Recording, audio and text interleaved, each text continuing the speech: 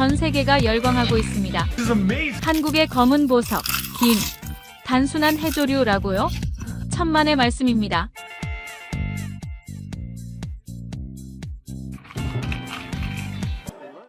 So we very eat a lot of fish. So this is not common in Norway, but I think the people like it. On the Instagram Reels, I see that and I won't buy it. Try. 방금 보신 영상. 이런 현상이 우연일까요? 스페인 바르셀로나 국제식품연구소 대강당이 술렁입니다.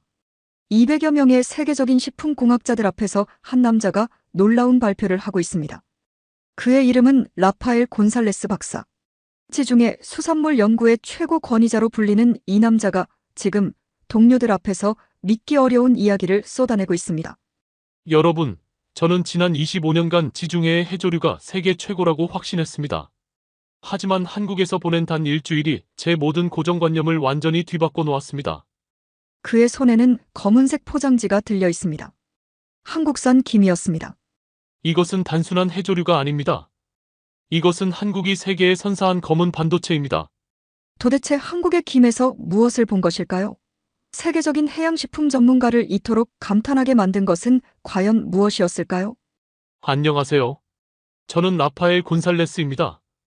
방금 여러분께서 보신 것처럼 저는 지금 동료들 앞에서 한국 김에 대해 열정적으로 이야기하고 있습니다. 하지만 이 놀라운 경험담을 들려드리기 전에 먼저 제가 어떤 사람인지 소개해드려야겠습니다. 저는 지난 25년간 지중해와 대서양의 해조류를 연구해온 해양식품공학자입니다. 스페인, 이탈리아, 그리스, 지중해 연안 국가들의 해조류 산업을 분석하고 발전 방안을 제시해온 전문가죠. 솔직히 말씀드리면 저는 지중해의 해조류가 세계 최고 품질이라고 굳게 믿고 있었습니다. 그런 제가 왜 지금 한국 김에 대해 이토록 열정적으로 이야기하고 있는 걸까요? 그 이유를 지금부터 차근차근 들려드리겠습니다. 라파엘 곤살레스 박사는 스페인 발렌시아의 어촌 마을에서 태어났습니다. 어린 시절부터 지중해의 푸른 바다를 바라보며 성장한 그에게 바다는 단순한 풍경이 아닌 삶의 터전이었습니다. 할아버지 때부터 이어진 어업 전통 속에서 자란 라파엘은 자연스럽게 해양생물에 관심을 갖게 되었습니다. 바르셀로나 대학교에서 해양생물학을 전공한 후 그는 유럽 각국의 해조류 산업을 연구하기 시작했습니다. 스페인의 전통적인 해조류 요리, 이탈리아의 정교한 가공 기술, 그리스의 천연 건조법, 이 모든 것들이 그에게는 지중해 문명의 우수성을 보여주는 증거였습니다. 30대 초반에 이미 유럽 해양식품학회의 핵심 인물로 떠오른 라파엘 박사는 세계 각국을 돌아다니며 해조류 산업 컨설팅을 제공했습니다. 그의 철학은 명확했습니다. 전통과 자연이 조화된 지중해식 해조류 가공법이야말로 세계가 따라야 할 표준이다.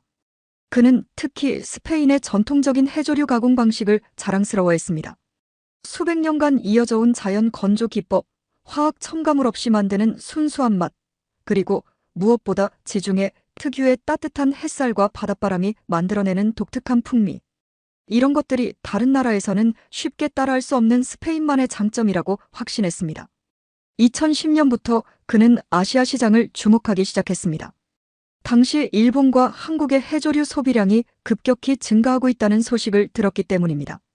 하지만 그의 시각에는 분명한 한계가 있었습니다. 아시아는 소비량은 많지만 기술력은 여전히 유럽에 뒤처져 있을 것이라고 생각했던 것입니다. 특히 한국에 대한 그의 인식은 매우 제한적이었습니다. 김치로 유명한 나라, 매운 음식을 좋아하는 민족 정도의 피상적인 이미지가 전부였습니다. 한국의 김이 세계적으로 인기를 얻고 있다는 소식을 들었을 때도 아마도 마케팅이 좋아서 그런 거겠지라고 생각했습니다. 2015년 그는 처음으로 아시아 출장을 나서게 됩니다. 일본 도쿄에서 열린 국제해조류학회에 참석하기 위해서였습니다. 당시 한국 기업들도 여러 부스를 차리고 있었지만 라파엘의 관심은 주로 일본 기업들에게 향했습니다. 역시 일본이 아시아에서는 가장 앞선 기술을 가지고 있구나라고 생각했습니다. 하지만 그때도 한 가지 궁금한 점이 있었습니다. 한국 부스를 지나가면서 본 김 제품들이 생각보다 정교하고 세련되어 보였다는 점이었습니다. 포장 디자인도 현대적이었고 제품의 종류도 다양했습니다. 혹시 한국도 우리가 생각하는 것보다 발전했을까? 라는 의문이 처음으로 들었습니다. 그로부터 10년이 흘렀습니다. 라파엘 박사는 이제 유럽 해양식품학회 부회장을 역임하며 세계적인 권위자로 인정받는 학자가 되었습니다. 그의 저서 지중해 해조류 산업의 미래는 전 세계 관련 업계의 필독서가 되었고 각국 정부와 기업들은 그의 조언을 구하기 위해 줄을 섰습니다. 하지만 그의 마음 한편에는 항상 아쉬움이 있었습니다. 아시아 시장에 대한 연구가 부족하다는 지적을 받아왔기 때문입니다. 특히 한국, 중국, 일본 등 동아시아 국가들의 해조류 산업이 빠르게 성장하고 있다는 소식을 들을 때마다 언젠가는 가서 제대로 연구해봐야겠다고 생각했습니다. 그러던 중 2024년 국제식품학회에서 아시아 해조류 산업의 현재와 미래라는 주제로 대규모 심포지엄을 개최한다는 소식을 들었습니다. 서울에서 열리는 이 심포지엄에 기조연설자로 초청받은 그는 이번 기회에 한국의 해조류 산업을 제대로 연구해보기로 결심합니다. 10년 전과 얼마나 달라졌을까? 아마 조금 더 현대적이 되었겠지만 근본적으로는 여전히 전통적인 방식일 거야. 그는 이렇게 생각하며 서울행 비행기에 몸을 맡겼습니다. 하지만 그가 한국에서 경험하게 될 일들은 그의 모든 예상을 완전히 뒤바꿔 놓을 것이었습니다. 라파엘 박사의 일상은 철저하게 계획되고 체계적이었습니다. 매일 아침 7시에 일어나 바르셀로나 해안가를 따라 조깅을 하는 것으로 하루를 시작했습니다. 지중해의 파도 소리를 들으며 달리는 30분은 그에게 영감을 주는 소중한 시간이었습니다. 오늘도 지중해가 아름답다. 그는 늘 이렇게 중얼거리며 바다를 바라봤습니다. 푸른 지중해와 따뜻한 햇살, 그리고 바닷바람에 스며있는 소금기. 이 모든 것들이 세계 최고 품질의 해조류를 만들어내는 완벽한 자연 환경이라고 확신했습니다. 대학 연구실에 도착하면 그의 하루가 본격적으로 시작됩니다. 벽면을 가득 채운 세계 각국의 해조류 샘플들, 그리고 그가 직접 찍은 수천 장의 현장 사진들. 이 모든 것들이 그의 25년 연구 인생을 보여주는 증거물들이었습니다. 특히 그가 자랑스러워하는 것은 지중해 주요 해역별 해조류 품질 비교 분석 자료였습니다. 스페인 발렌시아 연안의 김, 이탈리아 나폴리 근처의 미역, 그리스 크레타 섬 주변의 다시마. 이런 데이터들을 그는 꿰뚫고 있었습니다. 더 나아가 각 지역별 영양 성분, 맛의 특징, 가공 적합성까지 세밀하게 분석해 놓았습니다. 그의 연구실을 찾는 전 세계의 학자들과 기업인들은 모두 한결같이 감탄했습니다. 지중해 해조류에 대해서라면 라파엘 박사만한 전문가는 없다는 것이 학계의 정평이었습니다. 실제로 그는 프랑스 마르세유시로부터 해조류 양식장 현대화 프로젝트 자문을 요청받았고 이탈리아 정부로부터는 해조류 수출 전략 수립을 의뢰받기도 했습니다. 하지만 그의 시각에는 분명한 편견이 있었습니다. 아시아 해조류에 대해서는 상대적으로 관심이 적었던 것입니다. 물론 일본의 김이나 미역에 대한 기본적인 지식은 있었지만 지중해 제품에 비해서는 아직 품질이 떨어진다고 평가했습니다. 특히 한국 김에 대한 그의 인식은 더욱 제한적이었습니다. 한국 사람들이 좋아하는 매운 김치와 비슷하게 자극적인 양념에 의존하는 제품일 것이라고 추측했습니다. 자연 그대로의 맛을 중시하는 지중해 방식과는 근본적으로 다를 것이라고 생각했던 것입니다. 그의 일상에서 또 다른 중요한 부분은 현장 연구였습니다. 매월 두세 차례씩 지중해 연안 지역을 돌아다니며 양식장을 방문하고 어업인들과 대화를 나눴습니다. 그때마다 그는 전통의 가치를 강조했습니다. 수백 년간 이어져 온 방식이야말로 가장 안전하고 맛있는 해조류를 만드는 비결이라고 믿었기 때문입니다. 스페인 갈리시아 지방의 작은 어촌을 방문했을 때의 일을 그는 특히 자랑스러워했습니다. 80세가 넘은 할머니가 50년 전과 똑같은 방식으로 김을 말리고 있는 모습을 보며 감동했다는 것입니다. 이런 전통이야말로 진정한 가치라고 생각했습니다. 동료 학자들 사이에서 그는 전통주의자로 통했습니다. 새로운 기술이나 현대적인 가공 방식에 대해서는 늘 회의적이었습니다. 자연이 주는 그대로가 최고다. 인공적인 것들은 결국 품질을 떨어뜨린다는 것이 그의 지론이었습니다.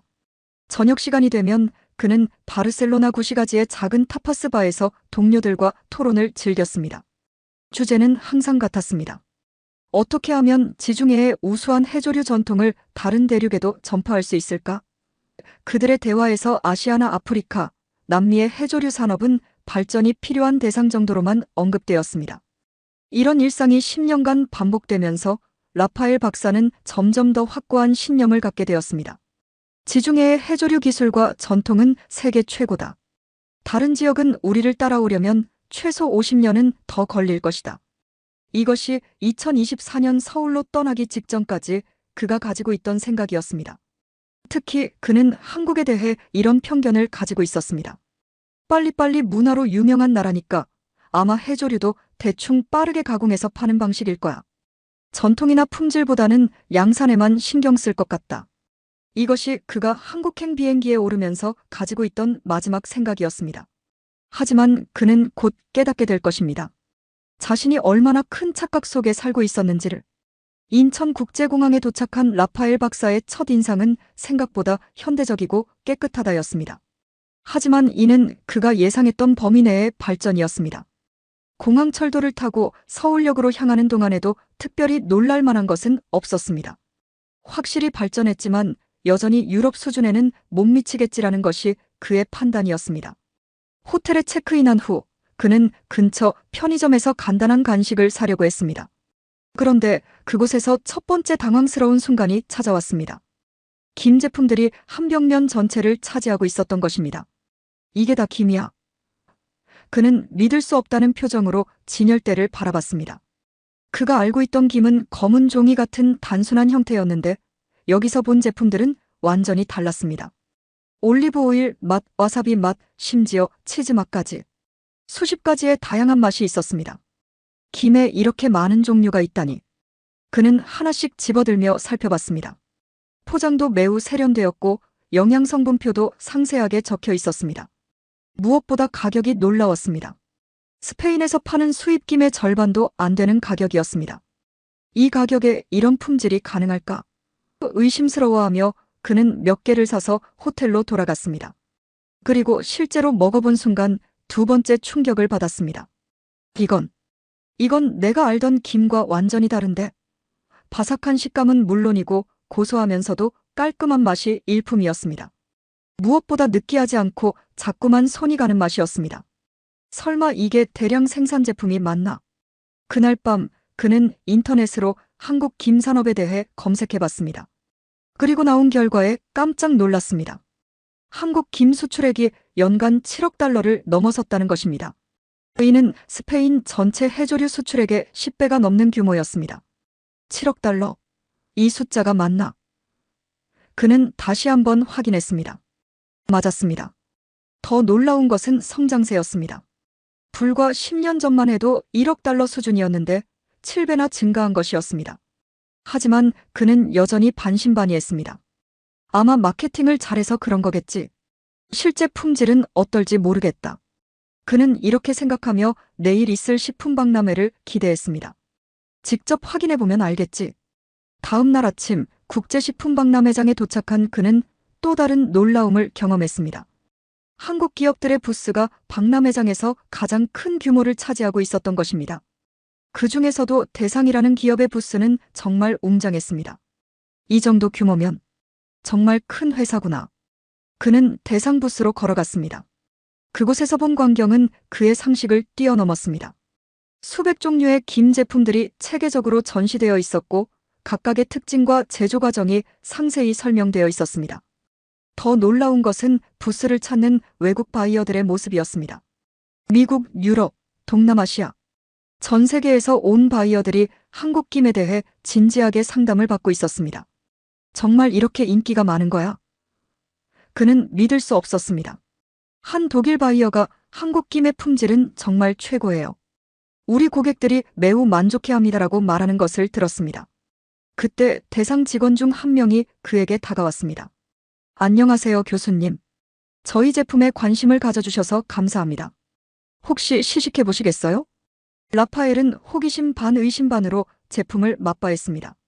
그런데 첫 번째 제품을 먹는 순간 그는 완전히 당황했습니다. 이건 어떻게 이런 맛이 나지? 직원이 건넨 것은 프리미엄 전장김이었습니다. 입에 넣는 순간 바삭하게 부서지면서 고소한 바다 향이 입 전체를 감쌌습니다. 하지만 비리지 않고 깔끔했습니다. 무엇보다 뒷맛이 깨끗했습니다. 가공 기술이 보통이 아니네. 그는 전문가다운 평가를 내렸습니다. 하지만 아직까지는 이 정도면 괜찮다 수준이었습니다. 그런데 진짜 충격은 그 다음이었습니다. 직원이 태블릿으로 생산 공정 영상을 보여준 것입니다. 저희는 완전 자동화된 시스템으로 김을 생산합니다. 전 과정이 무균 상태에서 이루어지고 품질 관리도 AI로 합니다. AI로 품질 관리를? 그는 깜짝 놀랐습니다. 영상을 보니 정말로 첨단 설비들이 가동되고 있었습니다. 로봇팔이 정확하게 김을 분류하고 카메라가 미세한 결함까지 찾아내고 있었습니다. 이건 내가 상상했던 것과 완전히 다른데. 그는 혼란스러워하기 시작했습니다. 전통적인 수작업을 고집하는 것이 최고라고 믿어왔는데 한국은 완전히 다른 방향으로 발전하고 있었습니다. 하지만 더 큰 충격은 수출 현황을 들었을 때였습니다. 저희는 현재 112개국에 수출하고 있습니다. 특히 미국과 유럽에서 반응이 매우 좋습니다. 직원의 말에 그는 할 말을 잃었습니다. 112개국이라고. 그는 믿을 수 없었습니다. 스페인의 해조류 기업들은 기껏해야 10에서 15개국에 수출하는 수준이었는데 한국 기업은 전 세계를 상대로 장사하고 있었습니다. 그날 밤 호텔로 돌아온 그는 쉽게 잠들지 못했습니다. 내가 놓친 게 뭔가? 한국이 정말로 이 정도로 발전한 건가? 하지만 여전히 그는 겉보기만 그럴 거야. 실제 생산 현장을 보면 다를 거야라고 생각했습니다. 하지만 그가 앞으로 경험하게 될 일들은 그의 모든 편견을 완전히 무너뜨릴 것이었습니다. 다음 날 라파엘 박사는 실제 김 생산 현장을 보기 위해 전라남도 완도로 향했습니다. 한국 김산업의 메카라고 불리는 이곳에서 직접 자신의 눈으로 확인해보고 싶었기 때문입니다. 아마 여전히 전통적인 방식으로 하고 있을 거야. 박람회에서 본 건 과장된 홍보용이었을 거야. 하지만 완도에 도착한 순간 그의 예상은 완전히 빗나갔습니다. 해안가에 펼쳐진 광경은 그가 상상했던 것과 전혀 달랐습니다. 전통적인 소규모 양식장이 아니라 거대한 현대식 시설들이 바다 위에 질서정연하게 배치되어 있었습니다. 이건 양식장이 아니라 바다 위 공장이잖아. 그는 경악했습니다. 수십 헥타르에 걸쳐 설치된 양식시설들은 정말로 장관이었습니다. 그리고 그 규모는 그가 지중해에서 본 어떤 양식장보다도 컸습니다. 현지 안내인의 설명을 듣고 그는 더욱 놀랐습니다. 이 한 지역에서만 연간 30만 톤의 김을 생산합니다. 이는 전 세계 김 생산량의 30%에 해당하는 규모입니다. 30만 톤이라고. 그는 믿을 수 없었습니다. 스페인 전체의 해조류 생산량이 연간 5만 톤 정도인데 완도한 지역에서 그 6배를 생산한다는 것이었습니다. 하지만 진짜 충격은 생산 과정을 직접 보면서부터였습니다. 배를 타고 양식장으로 나간 그는 자신의 눈을 의심했습니다. 김이 자라는 모습이 그가 알고 있던 것과 완전히 달랐기 때문입니다. 이게 김이야. 바다 위에 떠있는 검은 실들이 마치 거대한 카펫처럼 펼쳐져 있었습니다. 하지만 그보다 더 놀라운 것은 그 정교함이었습니다. 김이 자라는 밧줄들이 수학적으로 정확한 간격으로 배치되어 있었고 각각의 높이까지 세밀하게 조절되어 있었습니다. 어떻게 이런 정밀도가 가능하지? 그는 감탄했습니다. 양식장 관리인의 설명을 듣고 나서야 그 비밀을 알 수 있었습니다. 우리는 GPS와 드론을 이용해서 양식장을 관리합니다. 바닷물의 온도, 염분, 영양분을 실시간으로 모니터링하고 최적의 조건을 유지합니다.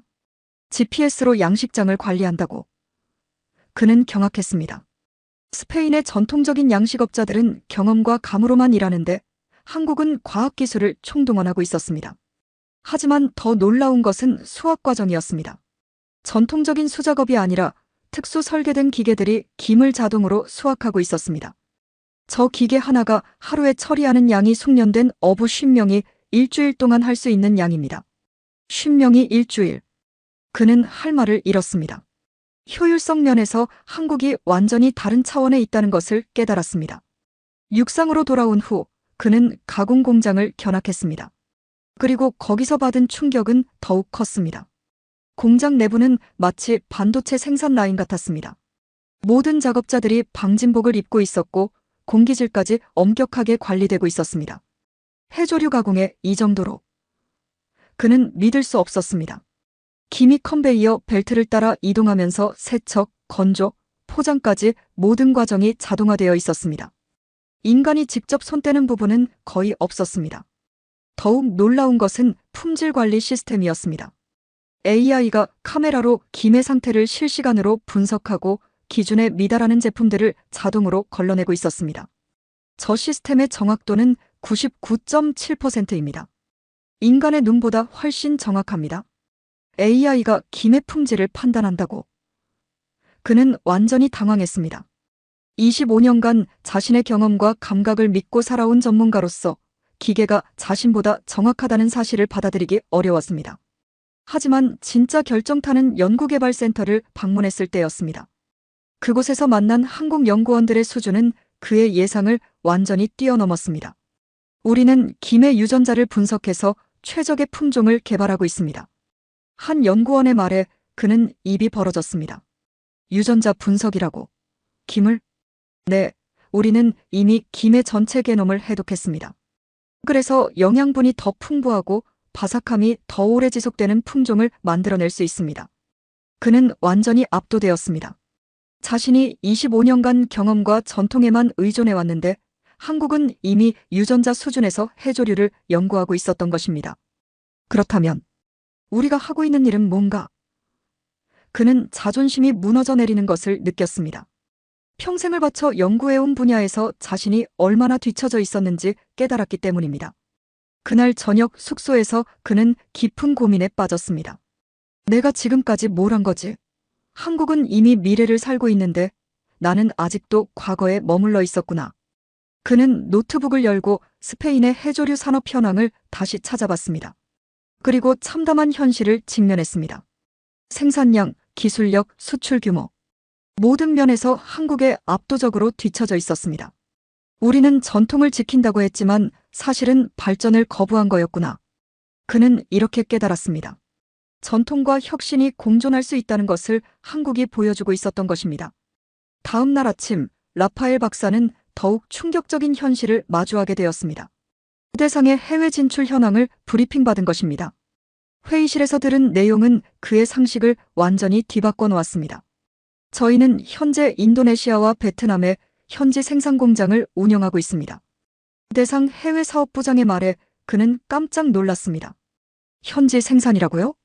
네, 단순히 한국에서 생산해서 수출하는 것이 아니라 현지에서 직접 김을 기르고 가공합니다. 현지 어민들에게 기술을 전수하고 우리 기준에 맞는 품질로 생산하고 있습니다. 기술 전수까지. 그는 할 말을 잃었습니다. 이는 단순한 수출이 아니라 글로벌 산업 생태계를 구축한 것이었습니다. 스페인 기업들이 꿈도 꾸지 못할 규모의 사업이었습니다. 인도네시아 공장에서만 연간 5만 톤을 생산합니다. 이는 동남아시아 전체 수요의 40%를 담당하는 규모입니다. 5만 톤이라고. 그는 경악했습니다. 이는 스페인 전체 해조류 생산량과 맞먹는 규모였습니다. 한국 기업 하나가 해외에서만 스페인 한 나라와 비슷한 양을 생산하고 있었던 것입니다. 하지만 더 놀라운 것은 기술 이전의 수준이었습니다. 우리는 현지 어민들을 한국으로 초청해서 3개월간 교육을 실시합니다. 김양식부터 가공, 품질 관리까지 모든 과정을 가르칩니다. 3개월 교육이라고. 그는 믿을 수 없었습니다.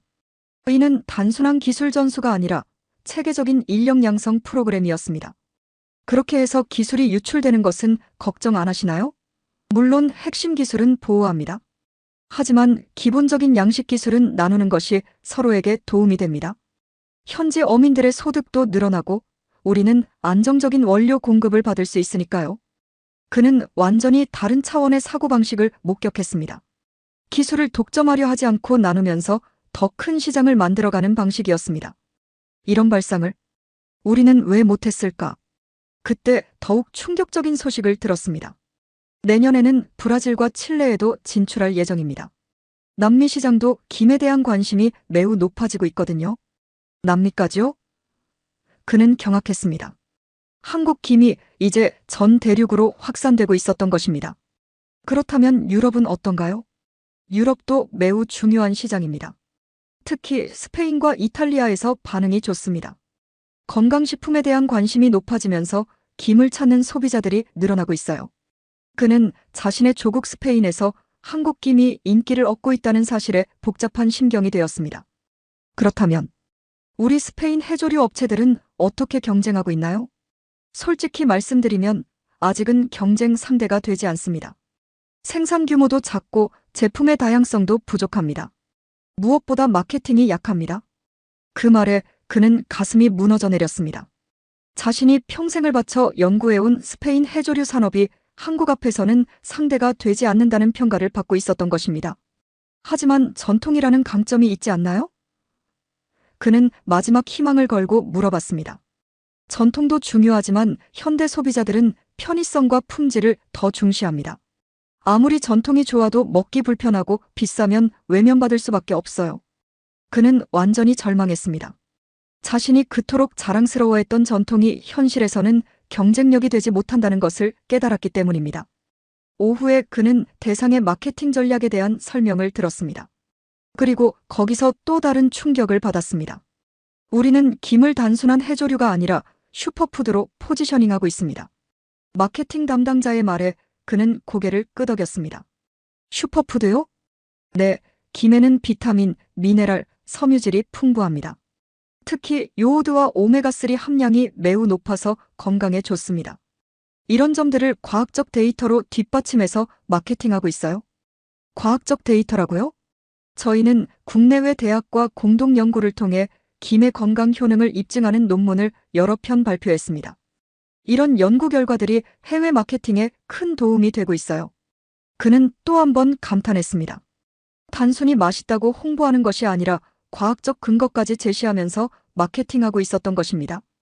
그렇다면 앞으로의 계획은 어떻게 되나요? 우리는 2030년까지 세계 김 시장의 50%를 점유하는 것이 목표입니다. 그리고 김을 넘어서 다른 해조류 제품으로도 영역을 확장할 예정이에요. 50% 점유라고. 그는 충격을 받았습니다. 이미 압도적인 1위인데 더 확대하겠다는 것이었습니다. 그날 저녁 호텔방에서 그는 완전히 무너져 있었습니다. 자신이 25년간 쌓아온 모든 것들이 한순간에 의미 없어진 기분이었습니다. 내가 그동안 뭘 한 거지? 그는 자책했습니다. 한국은 이미 미래를 만들고 있는데 나는 과거에 머물러 있었구나. 그는 창밖을 바라보며 깊은 생각에 잠겼습니다. 서울의 밤 경치가 아름다웠지만 그의 마음은 복잡했습니다. 존경심과 열등감이 동시에 몰려왔기 때문입니다. 이제 어떻게 해야 하지? 그는 자신에게 물었습니다. 하지만 답은 쉽게 나오지 않았습니다. 다음 날 아침, 라파엘 박사는 전라남도 고흥에 위치한 대상의 최첨단 육상양식장을 방문하기로 했습니다. 어제까지의 충격에서 벗어나 좀 더 냉정하게 한국 김산업의 핵심을 파악해보고 싶었기 때문입니다. 분명히 어딘가에는 비밀이 있을 거야. 고흥에 도착한 그가 본 광경은 정말로 믿을 수 없었습니다. 바다가 아닌 육지에 거대한 수조들이 설치되어 있었고 그 안에서 김이 자라고 있었습니다. 육상에서 김을 기른다고. 네, 이것이 바로 반폐쇄형 순환 역과 시스템입니다. 연구소장의 설명에 그는 귀를 기울였습니다. 바닷물을 끌어와서 완전히 정화한 후 김이 자라기에 최적인 환경을 인공적으로 만듭니다. 최적의 환경이라고요? 수온, 염분, pH, 영양분 농도까지 모든 것을 컴퓨터로 제어합니다. 자연 상태보다 3배 빠르게 자라고 품질도 훨씬 균일합니다. 그는 수조 안을 들여다봤습니다. 정말로 김들이 무성하게 자라고 있었습니다. 하지만 놀라운 것은 그 색깔이었습니다. 자연산보다 훨씬 진한 검은색을 띠고 있었습니다. 색깔이 이렇게 진한 이유가 뭔가요? 영양분이 풍부하기 때문입니다. 자연바다에서는 계절이나 조류에 따라 영양분 공급이 불규칙하지만 여기서는 항상 최적의 영양분을 공급합니다. 그는 감탄했습니다. 자연을 뛰어넘는 인공 환경을 만든 거네요. 맞습니다. 우리는 자연을 모방하는 것이 아니라 자연보다 나은 환경을 만들고 있습니다. 이 말에 그는 완전히 새로운 관점을 갖게 되었습니다. 자신은 지금까지 자연 그대로가 최고라고 생각해왔는데 한국은 자연보다 나은 인공 환경을 추구하고 있었던 것입니다. 그런데 이런 시설을 운영하는데 비용이 많이 들지 않나요? 초기 투자는 크지만 생산성이 훨씬 높기 때문에 결국 수익성이 더 좋습니다. 날씨나 해양 오염에 영향받지 않으니까 안정적이기도 하고요. 그는 고개를 끄덕였습니다. 단기적 비용보다 장기적 효율성을 고려한 투자였던 것입니다. 하지만 진짜 깨달음은 품질 관리 시스템을 보면서 얻었습니다. 김 하나하나를 현미경으로 검사하는 연구원의 모습을 보며 그는 물었습니다. 이렇게 세세히 검사하는 이유가 뭔가요? 김은 단순한 식품이 아닙니다. 연구원의 대답에 그는 귀를 기울였습니다. 이것은 한국의 기술과 정성이 담긴 문화상품입니다. 전 세계 사람들이 한국을 알아가는 매개체이기도 해요. 문화상품이라고요? 네, 김을 먹은 외국인들이 한국에 관심을 갖게 되고 한국 문화를 알아가게 됩니다. 그래서 우리는 최고 품질을 유지해야 할 책임이 있어요. 그 순간 라파엘은 깨달았습니다. 한국 사람들에게 김은 단순한 수출품이 아니었습니다. 자신들의 문화와 기술력을 세계에 알리는 수단이었던 것입니다. 그렇다면 이 모든 기술 개발의 시작점은 무엇이었나요? 그는 궁금했습니다. 연구소장이 잠시 생각하더니 이렇게 말했습니다. 1950년대 전쟁 이후였어요. 그때 우리에게는 아무것도 없었습니다. 바다와 김밖에는. 그래서 어떻게든 김을 잘 만들어야 한다고 생각했어요. 전쟁 이후부터요? 네, 우리 할아버지 세대들이 맨손으로 시작했습니다. 처음에는 일본 방식을 따라했지만 점점 우리만의 기술을 개발하기 시작했어요. 더 맛있게, 더 오래 보관되게, 더 편리하게. 그는 감동했습니다. 한국 김산업의 뿌리에는 전후 복구에 대한 절실함과 더 나은 것을 만들고자 하는 의지가 있었던 것입니다. 그 정신이 지금까지 이어지고 있는 거군요. 맞습니다. 지금도 우리는 매일 더 나은 김을 만들기 위해 연구하고 있어요. 전 세계 사람들이 한국 김을 먹고 행복해했으면 좋겠어요. 그 말을 듣고 라파엘은 가슴이 뜨거워졌습니다. 기술과 정성, 그리고 사람들을 행복하게 만들고 싶다는 순수한 마음. 이것이 한국 김이 세계를 정복할 수 있었던 비결이었습니다. 오후에 그는 김 제품 개발팀을 만났습니다. 거기서 들은 이야기는 더욱 감동적이었습니다. 우리는 전 세계 각국의 입맛에 맞는 김을 개발하고 있습니다. 개발팀장의 말에 그는 관심을 보였습니다. 각국의 입맛이라고요?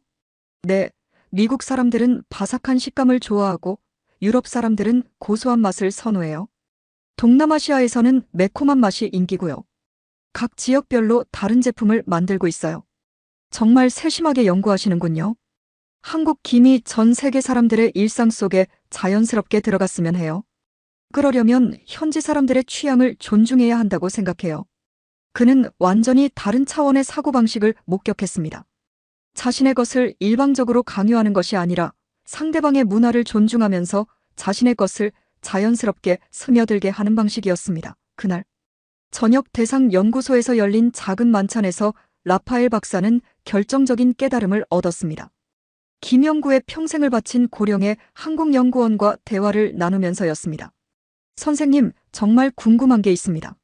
라파엘이 물었습니다. 어떻게 이렇게 짧은 시간에 세계 최고 수준까지 올라올 수 있었나요?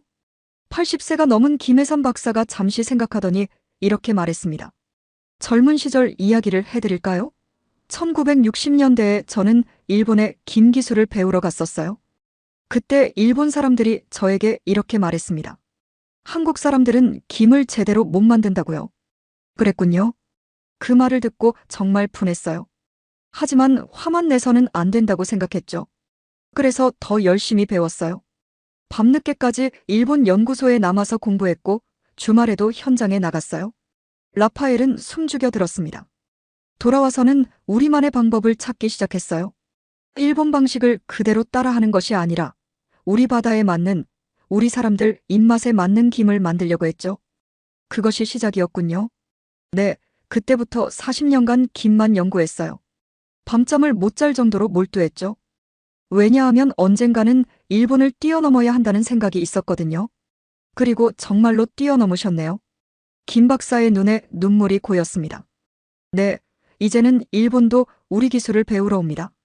세상이 정말 많이 변했어요. 그 순간 라파엘은 완전히 이해했습니다.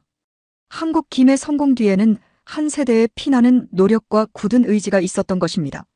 하지만 가장 중요한 것은 김 박사가 계속 말했습니다. 김을 단순한 상품으로 보지 않는다는 거예요. 이것은 우리의 자존심이고 세계에 보여주는 우리의 얼굴이에요. 자존심이라고요?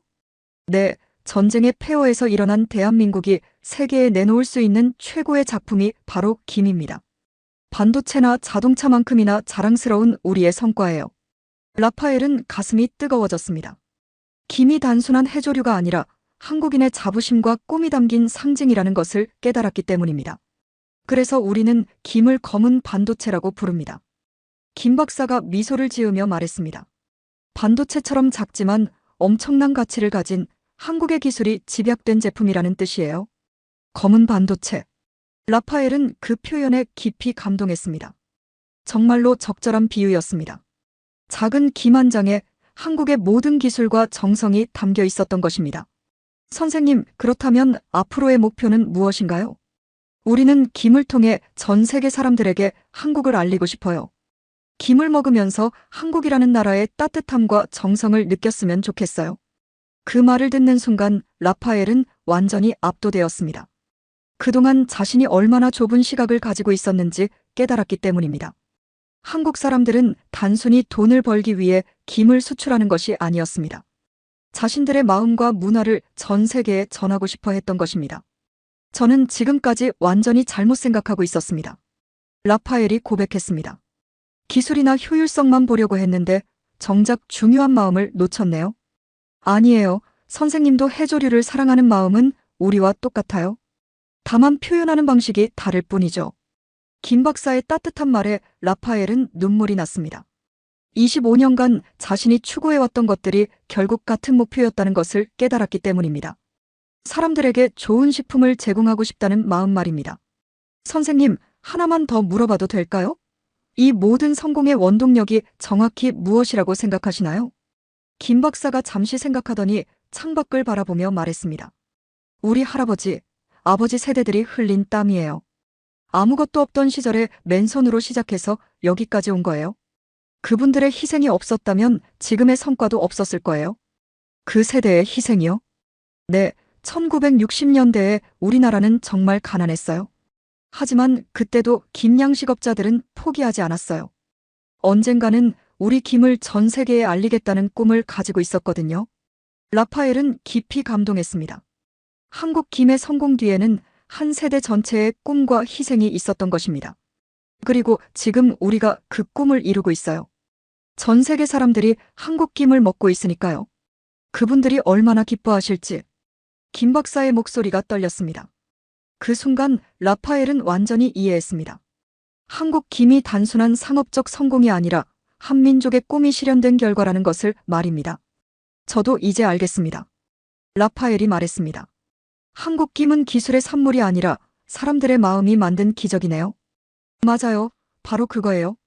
김 박사가 환하게 웃었습니다. 기술은 도구일 뿐이에요. 진짜 중요한 건 사람들을 행복하게 만들고 싶다는 마음이죠. 그날 밤 숙소로 돌아온 라파엘은 지금까지의 경험을 정리해봤습니다. 한국에서 본 모든 것들이 새로운 의미로 다가왔습니다. 첨단 양식 기술, 완전 자동화된 가공시설, AI 품질 관리 시스템. 이 모든 것들이 결국 한 가지 목적을 위한 것이었습니다. 전 세계 사람들에게 최고 품질의 김을 제공하고 싶다는 순수한 마음 말입니다. 이것이 한국이 성공할 수 있었던 진짜 이유구나. 그는 깨달았습니다. 기술력만으로는 설명할 수 없는 뭔가가 있었던 것입니다. 바로 사람을 위한 기술, 마음이 담긴 혁신이었습니다. 그는 노트에 이렇게 적었습니다. 한국 김의 성공은 단순한 산업적 성취가 아니다. 이는 전후 폐허에서 일어나 세계 최고 수준에 도달한 한민족의 의지와 꿈이 만든 기적이다. 그리고 그 기적의 중심에는 사람들을 행복하게 만들고 싶다는 순수한 마음이 있었다. 마지막 날 라파엘 박사는 한국에서의 모든 경험을 정리하며 인천국제공항으로 향했습니다. 지난 일주일간의 여행이 그의 인생관을 완전히 바꿔놓았기 때문입니다. 공항으로 가는 길에 그는 마지막으로 한 가지 확인하고 싶은 것이 있었습니다. 공항 면세점에서 그는 김 코너를 찾았습니다. 그리고 거기서 본 광경에 또 한 번 감탄했습니다. 수십 종류의 김 제품들이 진열되어 있었고 외국인 관광객들이 열심히 고르고 있었습니다. Excuse me, why do you buy Korean seaweed? 그는 한미국인 관광객에게 물어봤습니다. 오, it's amazing. Very tasty and healthy. My kids love it too. 그 관광객의 대답에 라파엘은 미소를 지었습니다. 한국 김이 정말로 세계인들의 사랑을 받고 있었던 것입니다. 또 다른 독일인 관광객은 이렇게 말했습니다. I tried Korean seaweed in Seoul restaurant. Now I want to bring some to Germany. It's perfect snack. 퍼펙트 스낵. 라파엘은 그 표현이 인상적이었습니다. 김이 이제 전 세계인들에게 완벽한 간식으로 인식되고 있었던 것입니다. 면세점 직원에게 물어보니 더욱 놀라운 사실을 알 수 있었습니다. 김 제품이 면세점에서 가장 인기 있는 한국 선물 중 하나예요. 매일 수백 개씩 팔려나가죠. 수백 개씩이요? 네, 특히 유럽과 미국에서 온 관광객들이 많이 사가요. 본국에 돌아가서 가족이나 친구들에게 선물한다고 하더라고요. 라파엘은 감동했습니다. 한국 김이 단순한 상품을 넘어서 한국을 대표하는 문화상품이 되어 있었던 것입니다. 비행기에 탑승한 후 그는 지난 일주일을 되돌아봤습니다. 처음 한국에 왔을 때는 아마 좀 발전한 정도겠지라고 생각했었습니다. 하지만 실제로 본 것은 상상을 뛰어넘는 혁신과 발전이었습니다. 최첨단 양식 기술, 완전 자동화된 가공 라인, AI 품질 관리, 전 세계 112개국 수출. 이 모든 것들이 불과 반세기 만에 이뤄진 성과였습니다. 하지만 가장 인상 깊었던 것은 기술이 아니라 사람들의 마음이었습니다. 사람들을 행복하게 만들고 싶다는 순수한 마음, 우리 것을 세계에 알리고 싶다는 자부심, 그리고 더 나은 것을 만들어야 한다는 끊임없는 도전 정신. 이런 것들이 한국김을 세계 최고로 만든 진짜 원동력이었습니다. 그는 노트북을 열고 동료들에게 보낼 보고서를 작성하기 시작했습니다. 친애하는 동료 여러분, 저는 지금 완전히 새로운 세계를 보고 돌아갑니다. 한국의 김 산업은 우리가 상상했던 것보다 훨씬 발전되어 있습니다. 이는 단순한 기술적 성취를 넘어서 철학적 차원의 혁신입니다. 한국 김의 성공 비결은 세 가지입니다. 첫째, 끊임없는 기술 혁신입니다. 전통을 지키면서도 최첨단 기술을 도입하는 것을 두려워하지 않았습니다. 둘째, 글로벌 마인드입니다. 자신들의 것을 일방적으로 강요하지 않고 각국의 문화와 취향을 존중하면서 자연스럽게 스며들게 했습니다. 셋째, 그리고 가장 중요한 것은 사람을 위하는 마음입니다. 단순히 돈을 벌기 위한 것이 아니라 전 세계 사람들을 행복하게 만들고 싶다는 순수한 동기가 있었습니다. 그는 잠시 타이핑을 멈추고 창밖을 바라봤습니다. 아래로 한국의 땅이 점점 멀어져 가고 있었습니다. 하지만 그의 마음속에는 한국에서 받은 감동이 생생하게 남아 있었습니다. 우리 유럽 해조류 산업도 이제 변해야 합니다. 전통을 고수하는 것도 중요하지만 혁신을 두려워해서는 안 됩니다. 그리고 무엇보다 소비자들의 마음을 헤아리려는 노력을 해야 합니다. 한국 김을 검은 반도체라고 부르는 이유를 이제 알겠습니다. 작지만 엄청난 가치를 가진 기술이 집약된 제품이라는 뜻입니다. 하지만 진짜 의미는 따로 있습니다.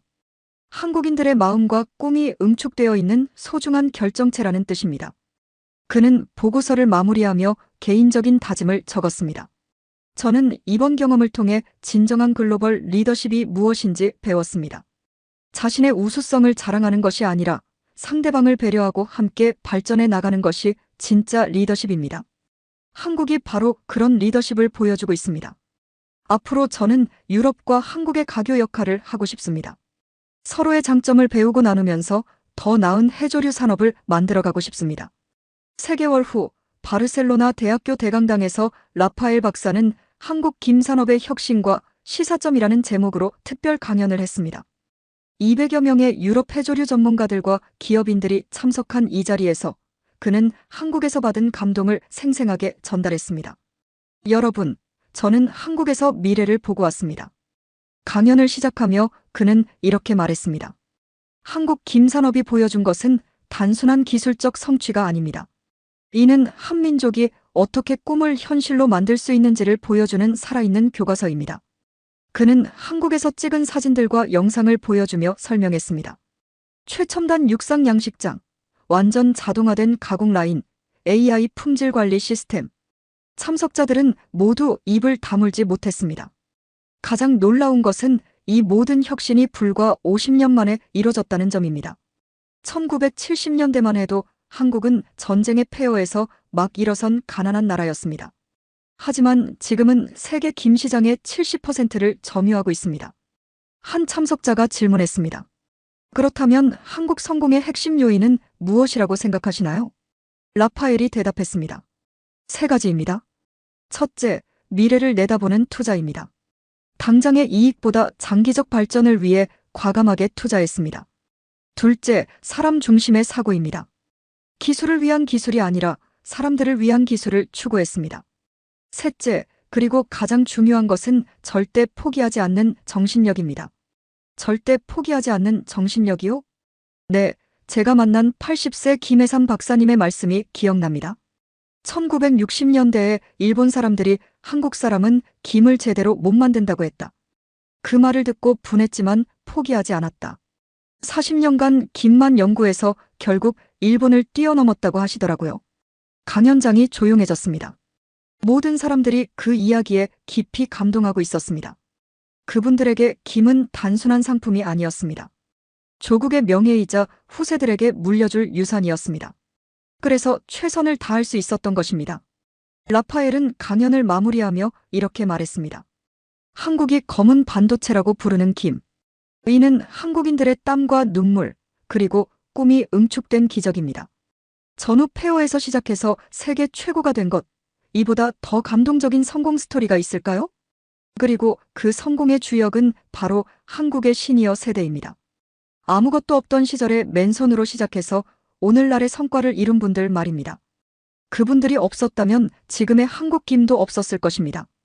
강연이 끝난 후 많은 참석자들이 라파엘에게 다가와 한국 방문 계획을 문의했습니다. 그들 모두가 직접 한국의 기적을 보고 싶어 했기 때문입니다. 그날 저녁 라파엘은 한국에 있는 김혜삼 박사에게 이메일을 보냈습니다.